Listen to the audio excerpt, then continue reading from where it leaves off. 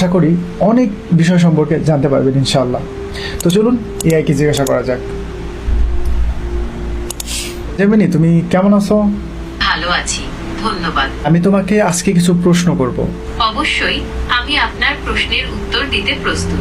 ফিলিস্তিন এই ভূমিটা কাদের ভূমি? ফিলিস্তিন ভূমির প্রকৃত মালিক কে? প্রকৃত হকদার কে? ঐতিহাসিকভাবে ফিলিস্তিন ভূমিটি মূলত ফিলিস্তিনিদেরই। এটি তাদের নিজস্ব মাতৃভূমি এবং তাদের অধিকার। ফিলিস্তিনিরা এখানে শত শত বছর ধরে বসবাস করে আসছে। তবে এই অঞ্চলের নিয়ন্ত্রণ নিয়ে ইসরায়েল এবং ফিলিস্তিনের মধ্যে দীর্ঘদিনের সংঘাত রয়েছে। এই সংঘাতের কারণে ফিলিস্তিনিরা তাদের ন্যায্য অধিকার থেকে বঞ্চিত হচ্ছে। আচ্ছা, এই যে ইসরায়েল, ইহুদিরা তারা কেন ফিলিস্তিনকে নিজেদের ভূমি বলে দাবি করে? এর কারণ কি? ফিলিস্তিনকে নিজেদের ভূমি দাবি করার পেছনে বেশ কিছু কারণ আছে। ইহুদিরা